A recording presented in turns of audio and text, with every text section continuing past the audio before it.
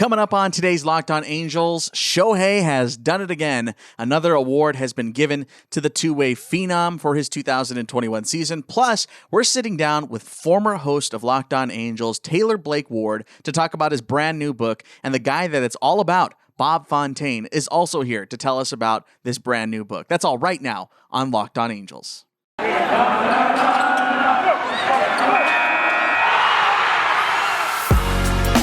You are Locked On Angels, your daily Los Angeles Angels podcast. Part of the Locked On Podcast Network, your team every day. Hey everybody, welcome to Locked On Angels, part of the Locked On Podcast Network, your team every day. And thanks for making Locked On Angels your first listen of the day every single day. I'm your host, Steve Granado. You can follow me on Twitter at Steve Granado, Granado. Before we get into this conversation about Shohei, I want to remind you about my merch, available now, 2-7 merch on Redbubble. It is linked in the episode description here on YouTube and, of course, the show notes on our audio platforms. Check out our brand new Shohei logo. It's turned out so sick. They are available for purchase on t-shirts, jackets, kids' clothes, stickers, magnets, all that stuff. It turned out really cool. It's essentially, if you're an audio listener, the Shohei Ohtani logo is just the MLB logo with Shohei in it. Turned out really sick. I hope you guys like that one. And if you do end up buying it, by the way, don't forget to tag at 2-7 merch on Twitter, showing us your Shohei and your Angels pride. All that stuff is over on Redbubble, again, linked below or inside the notes. All right, let's go ahead and get to the big news here of this week, and really the only news of this week. There was a couple of things as far as player movement, but it's nothing major.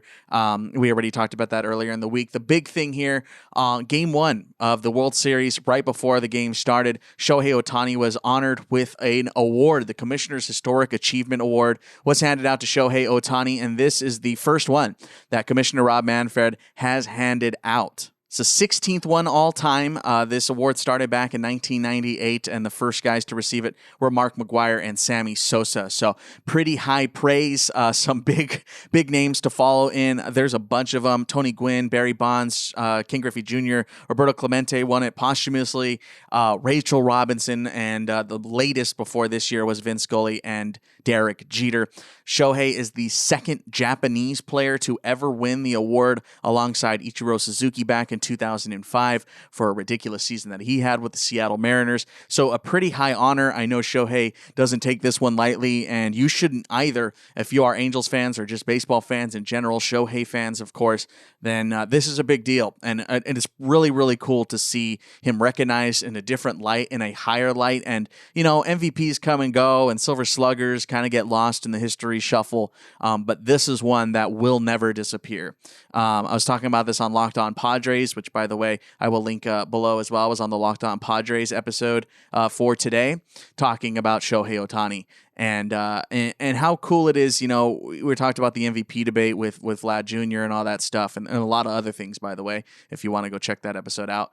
But it's pretty cool because Shohei did something that has never been done to this degree, and that he getting recognized for that and putting it into a more historical context. Again, when you look up the MVP awards, who won MVP in 2008 in the NL? You know, this is kind of one of those awards that, yes, it is extremely highly sought after and a high honor, but this is like the cream of the crop. This is the highest of high honors, aside from a World Series trophy. So this is a really, really big award, and very excited for Shohei to win this. This is what he had to say about it. So first off, thank you for making time for me to accept this special award. It's a huge honor. It's an unbelievable award. I'm really happy about it, and I just want to thank the fans, thank everyone with MLB and everybody with the Angels.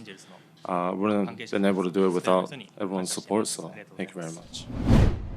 Pretty amazing. He is the first Angel to ever win this award. So it's pretty cool. Not a light award at all. Very, very exciting. Very happy for Shohei for winning this. And it's a high honor for the Angels. And, it's how many times do we got to talk about Shohei's season? I mean, we're going to talk about it as many times as we can because of how historic it is. But when we think back on this in 20, 30, 40 years, this is probably the award that's really going to stick in our brains. Is remembering how important this was. And, it's hard to look at it now in a historical context here in 2021, but as we get further down the line, I'm very curious to see the implications of how Shohei plays the game and what that does for future generations and for future players and just how the game is played moving forward. I've talked about it before on this show, but two-way players aren't extremely uncommon in high school baseball. It's fairly common. There are few POs, fewer POs. Obviously, Major League Baseball, it's PO only until Shohei got here. So showing that a guy can do it at the highest level possible, I got to imagine that's going to have a massive impact in 10 years once we start seeing the high school guys and the college guys really start making a splash in Major League Baseball. We know Michael Lorenzen, who is a local guy, grew up in Fullerton and went to Cal State Fullerton. Obviously, the Cincinnati Reds, he can do it, and he can do it well. So Shohei is not the first, that's for sure, but he is undoubtedly the most successful, and no one's been able to do it to the degree that he has been able to do it. So I'm curious to see, he's even talked about his unsureness about the future and all that kind of stuff on if he's able to repeat what he was able to do in 2021. But the sky's the limit, and it's really exciting to see Shohei be honored for this, and I'm very excited that the Angels are the team that gets to win this award, and very, very cool. So congrats to Shohei and to all Shohei fans, or light baseball fans who may be tuning in for the first time and checking us out for the first time. This is a big award. This is a big deal. This, again, MVP is high, but this is higher than MVP. So congrats, Shohei. This is really cool, man. This is super awesome.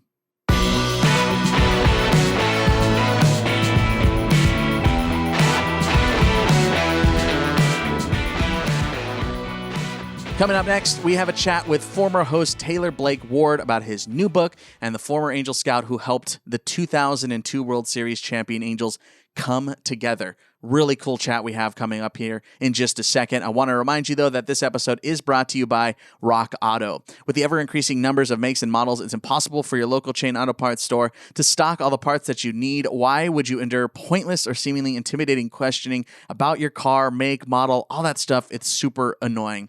And then you got to wait for the person behind the counter to find the right part, and then it's not even the brand that you like. Just use Rock Auto. I promise it'll be a much smoother situation. You can just use it on your phone, your laptop, or anything. If you're watching this or listening to this, use that same device to use Rock Auto. You could save time and money. Rock Auto prices are reliably low for every customer, and they got everything that you could possibly want for your car, like brake parts, tail lamps, motor oil, and they even have new carpet, all that kind of stuff. Everything a car needs, you can find on Rock Auto. You can use their easy-to-use and explorable website today to find the solution to your auto parts needs. Go to rockauto.com right now and see all the parts available for your car or truck, right? Locked On in the How Did You Hear About Us box so they know that we sent you. Amazing selection, reliably low prices, all the parts your car will ever need. That's rockauto.com.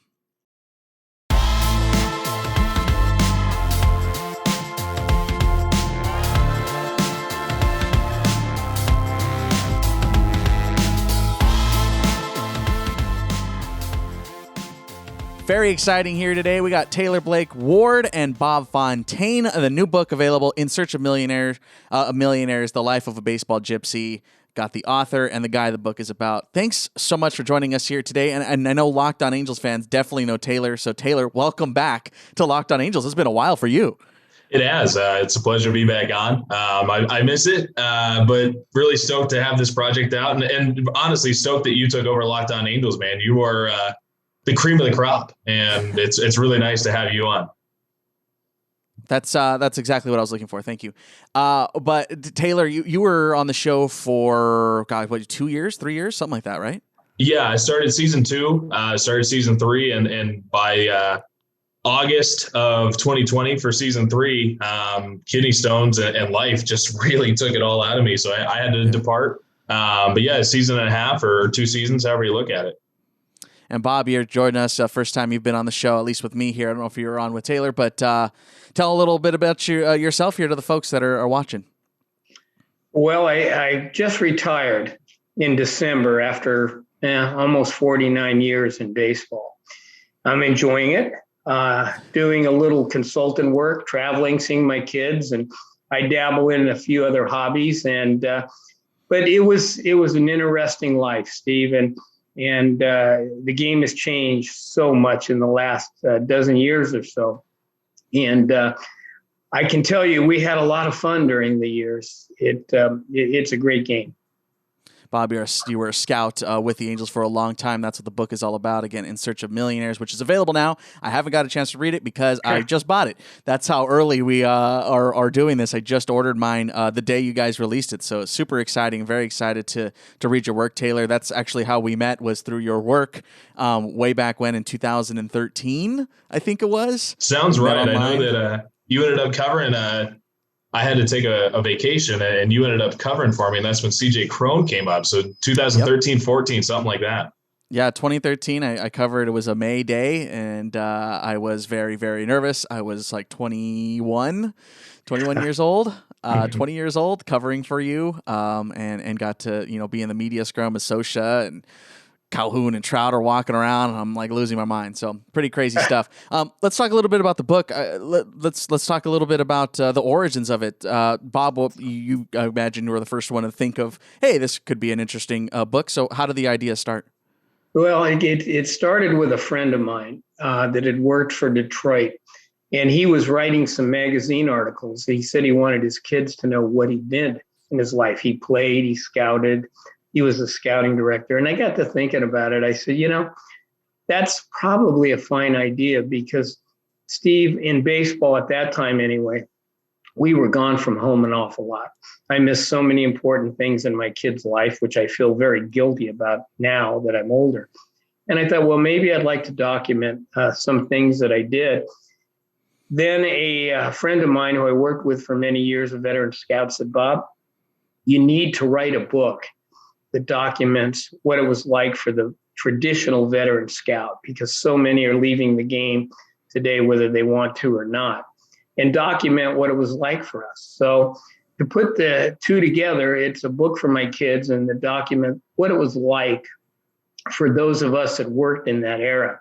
And it took a long time because I had some things come up during the process that I couldn't devote time to the book. And then Taylor and I got together 2 years ago, and he's done a fabulous job fact checking, because it's not always easy to remember something 50 years ago.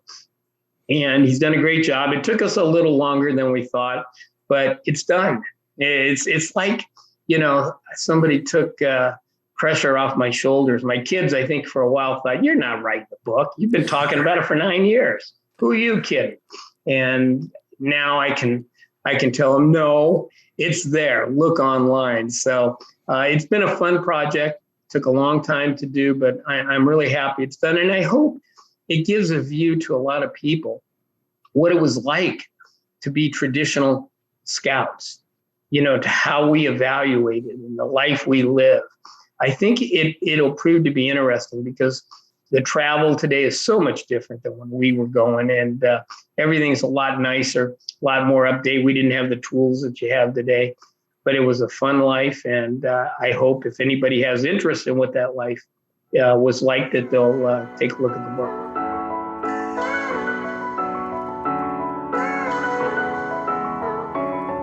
Coming up next, we are finishing our chat with Bob Fontaine and Taylor Blake Ward. But first, this episode is brought to you by BetOnline. We're back and better than ever with a new web interface to start basketball season and more props, odds, and lines than ever before. BetOnline remains your number one spot for all the basketball and football action this season. Head to our new updated desktop or mobile website to sign up and receive your 50% welcome bonus on your first deposit. To get that bonus, all you got to do is write Locked On in the promo code box. From basketball, football, postseason baseball, hockey, boxing, UFC, and even Vegas casino games. Don't wait to take advantage of all the amazing offers for the 2021 season.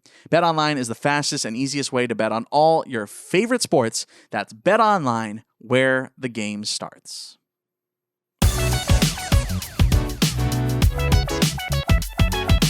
Scouting is an insane world, and such a lot of times such a crapshoot. Whether you are successful or not, it's a really a wild and very interesting world. So again, I'm very excited to hop this one on and read Taylor's words and some of the things and some of the stories that you have shared. Weirdly enough, we are recording this interview on the 19-year anniversary of when the Angels won their first and only World Series back in 2002. Bob, Wow. I know you had a lot to do with that team and finding those guys. Who were some of the guys, again, this is kind of more of a pitch for the book, but who were some of the guys that you were able to scout and eventually get signed? Well, our staff, it was a great staff. And, you look at that particular team in 2002 with Salmon and Anderson and Klaus, Erstad, Molina, Washburn, Ortiz, and we had Shields, and we had, K-Rod, and of course, Percival, among others. Those were kids that we had developed through the years. And we had a lot of pride. People used to knock us and say we didn't have players. And I used to just tell everybody in the organization, we've got kids, give them time. And it finally came to pass in 2002. And even though myself and a lot of the scouts that were on that staff weren't there, you still take a great pride in seeing players you had something to do with, perform at that level and to achieve the championship that they did. I know there's a sense of pride as a minor league guy myself who spent a couple years in the minors doing play-by-play. There's that sense of pride of like, that's my guy, just from a broadcaster standpoint. So I can't even imagine being able to find the actual kid and have him develop. Taylor, I know you're a big prospects guy, big minor league guy, always have been since I've ever met you. So, gosh, I've known you for almost a decade at this point. Isn't that ridiculous? But Taylor, writing, this is your first book, to my understanding, right? Yeah. I've never done a book before. Sorry, I've got someone here at the window. I'm going to send them on. Yeah, I know. Perks of recording on YouTube now, right? Exactly. No, it was really interesting. I mean, we've always heard the story of Troy Percival being a catcher, and Bob gives the moment that Troy Percival was no longer a catcher anymore and became a pitcher. We talk about when Francisco Rodriguez, his showcase was 2 scouts. There was 2 scouts there, and Bob was one of them.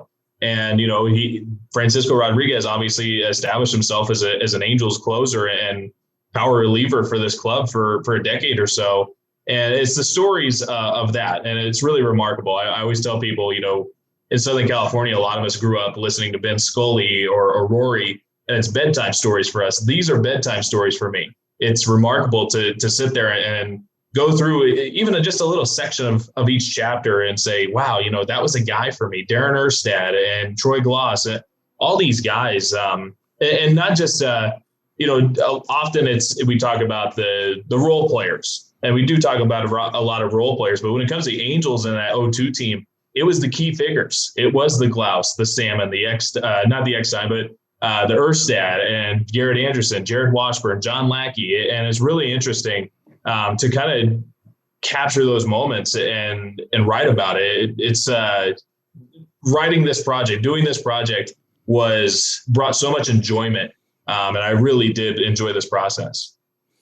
I know when the Angels won the series, I was 9, about to be 10 years old. Taylor, you're probably somewhere around 11, right? 11 years old or so when they won that series. So not to make you feel a little bit older there, Bob. Sorry about that. But so we have a different vision. I know, Taylor, you were a Dodgers fan, not to out you, but I know you were a Dodgers fan growing up and still definitely root for them. I do too. So we have a different scope and memory of that World Series because we were so young. I remember I could barely sit down and watch that World Series because I was too, like, I want to play Sonic, I want to play Halo, I can't stop. So for you, Bob, where were you when the Angels? Let's go back to Game 6. We just did a full oral history of Game 6 of the 2002 World Series. I know you weren't necessarily, a part of the organization, but again, you were watching the guys. So where were you? Do you remember during the 2002 Game 6? I can tell you real quick, but before Bobby goes into this, just real quick, that going back to the Angels part of that 0-2 team, I knew who Tim Salmon was when I was 11 years old, but that 0-2 team brought me into serious baseball fandom. And it was that team. It was those guys. And for that to be established and to understand, like you said, I grew up a Dodger fan. It was a Dodger family, but we would go to Padres games and we talk about Tony Gwynn. Bob signed Tony Gwynn. He was the scouting director when Tony Gwynn joined the Padres. And it's, you grew up with the Padres. You enjoy the Padres. You enjoy the Dodgers. You enjoy the Angels at some point in your career. And that was me. So for me, it was, these are literally childhood heroes. Sure. And not to interrupt there, Bobby, but just to, as you were mentioning, as a baseball fan, that 0-2 team for a lot of people in Southern California that are our age or even 10 years older or 10 years younger, whatever it is, that was the team that really brought things together for a lot of baseball fans. And Bobby was a key part of that. Yeah, that was it for me too. I appreciate that. I appreciate that, Taylor. I remember exactly where I was game 6 and 7. I was the minor league director with the White Sox. And I remember we watched game 6 on television. And then the next day I was going to Sacramento. And when I was on the plane, the pilot kept giving updates on the score. And he got to about 20 minutes outside Sacramento and he said, Angels are ahead in the 8th inning. And I'm waiting, for the final score. We land, get off the plane. Nobody gave the final score. So I got on the phone and I called my wife, Karen. And before she said hello, she said, the Angels win. And it was a great feeling. But, it's like everything else in baseball. I mean, you got to move on from there. And so you have that good feeling because you were so happy for all those players and the people that were still with the organization. And I thought that they did a great job when they came in, the new group came in and they looked at all the kids and, outside of Edmonds, who they traded for 2 needed pieces with Kennedy and Bottenfield, they stayed with those kids. And I was always appreciative that they gave them that chance because so many clubs, when new people come in, they tend to change it a lot. And the Angels stayed with a lot of them, added some needed pieces, and they had that great year. So I remember to this day exactly where I was. That's one of the best feelings I've ever had in the game. Yeah, you're chasing those moments. That's for sure. Like all the hard hours and the long travels you've mentioned, and the bad hotels and the bus breaking down, all those things to win that. That's like I can tell you some stories about those things. I think we all have a bus broken down story. Well, more so hotels. Sure. Because like I mentioned early, Steve, we didn't stay at Marriott's and Hyatt's and Hilton's when I started.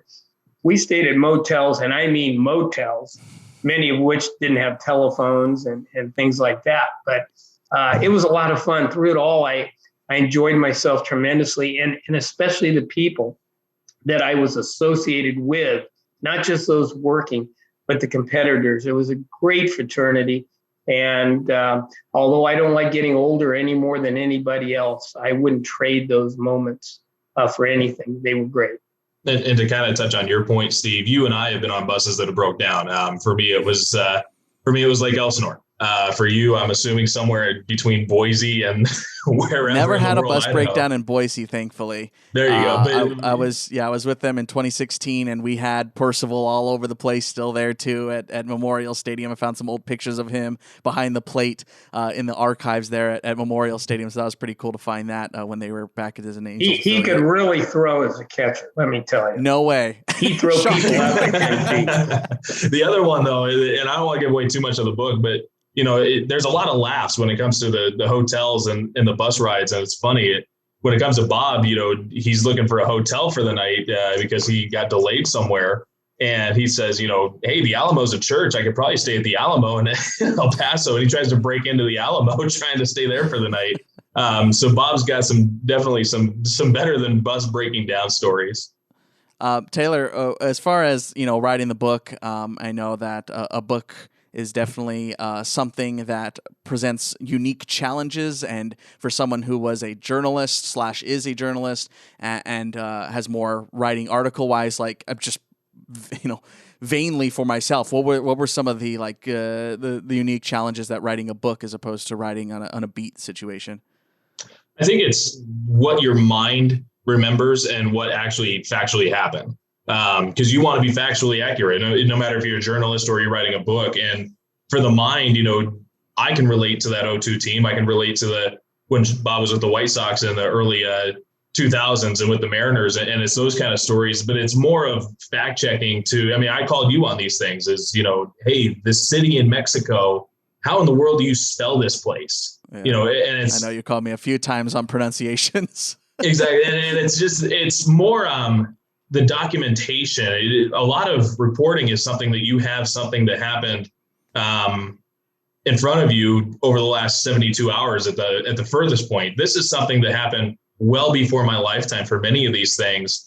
So it's going back and documenting it and calling Bob's colleagues and saying, is this the way that it happened? And I just want to make sure it's factually accurate. Not that Bob did a really good job of remembering a lot of things, but when we're talking about 1975, that's 50 something years ago, right? And or 40 something years ago. And for Bob to remember someplace in Timbuktu, it's not easy to do. So it's just a lot of fact checking, a lot of calls. And that was the majority of the book. The writing part wasn't even that, it was challenging, but it wasn't as challenging.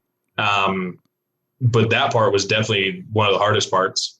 Yeah, I can't even remember what happened in the NLDS this year. So I can't even try to recall. I'm with you. No idea. Forgot what happened in game 1. Don't even remember. But Bob, when you look back, and we've kind of touched on the Angels, but when you look back on some of the guys you were able to scout, find, and develop, what if there were one guy that happened to be like, what's the most proud achievement of just the one player you were just like, yeah, that's the guy, that's number one? I've been asked that question a lot of times, not just associated with the book. And Taylor's heard me say this many times. Number one, our staff signed a lot of great players. Some have gone to the Hall of Fame. But I think the one from the personal standpoint would be Jim Abbott. Jimmy he was just a remarkable young pitcher. And that used to get overshadowed, I think, by a lot of people that say, can he do it? And we as a staff, every person in that draft room said they had no problem with his fielding. And that was the issue that most people came up with.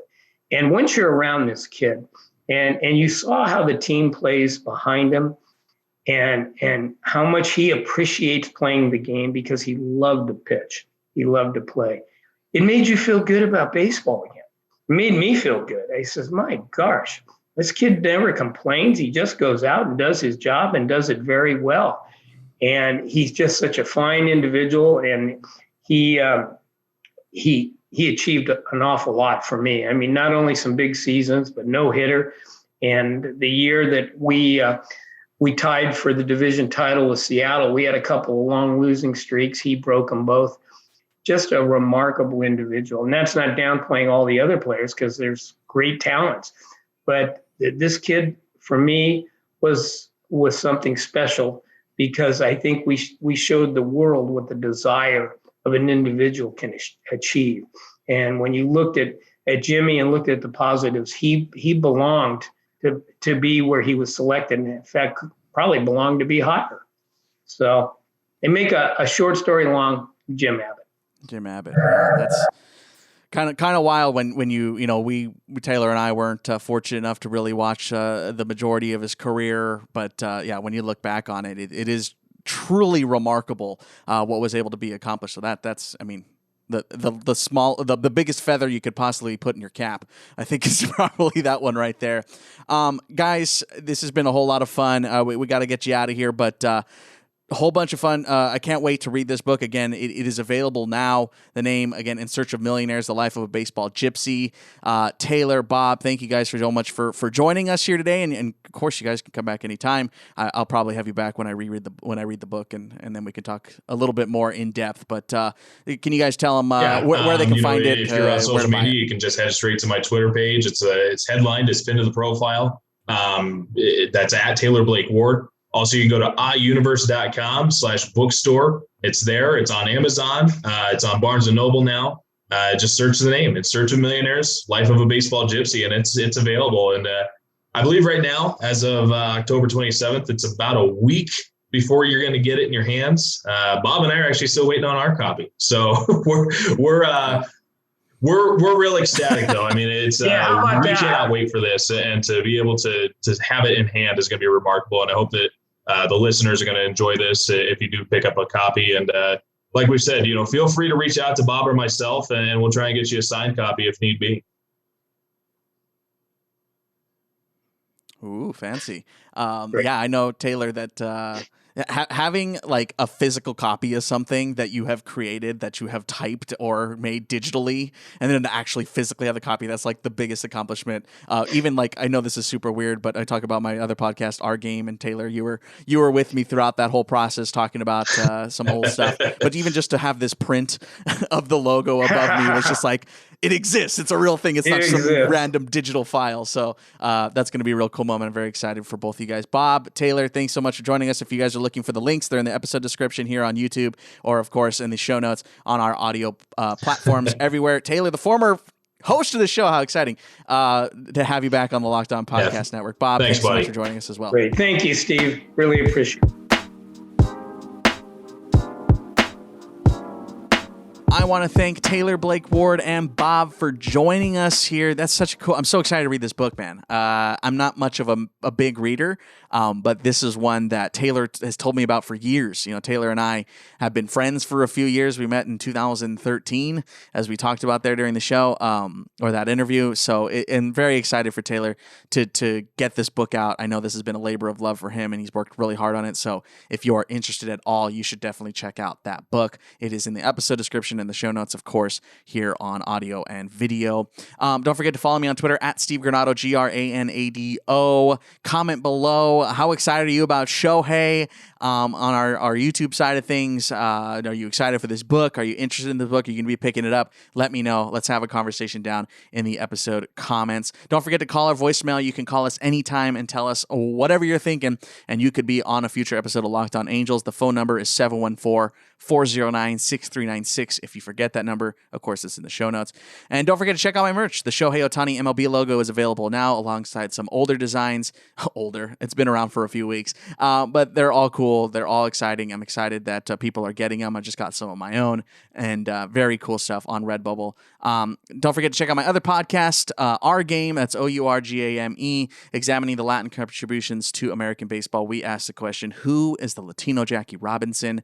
Found out that the answer was extremely complicated. If you are looking for a history podcast or a baseball podcast to learn more about the game and more about lost history that you probably have never heard and get a completely new perspective, it's really cool. So I did it all last year. It's still relevant, and it's a lot of cool stuff. You should definitely check it out. It's available in the episode description. And, of course, my other podcast that has nothing to do with baseball. You guys know about it. You've been watching the show. Movies I should have watched. It's a movie podcast. My best friend Alex and I are sitting down and talking about all the old movies that we missed over the years. 20 years ago, 30 years ago, 40 years ago. All those movies are being watched. You're Back to the Futures of the World. You're The Ring, Halloween, all those movies.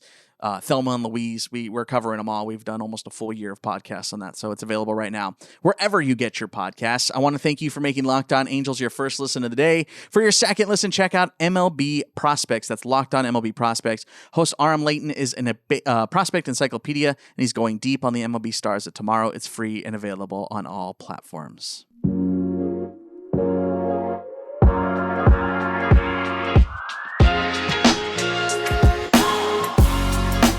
All right, that's going to do it for us in today's episode of Locked On Angels. Don't forget, next week is minor league week. We got some more Shohei content tomorrow. I know that everybody really loved the Shohei opposing broadcaster home run calls. So you know what? We're going to flip the script and do the best home run calls tomorrow from the home broadcasters. Your Matty V's and your Terrys, all of them. We're going to count down the top 5 Shohei Ohtani home run calls from this season on Friday's episode. That's all tomorrow. And then again, minor league week next week. We've got plenty of good stuff, so definitely check us out again here on Locked On Angels on YouTube and, of course, on our audio platforms. Thanks so much, guys. We'll talk to you tomorrow. Later.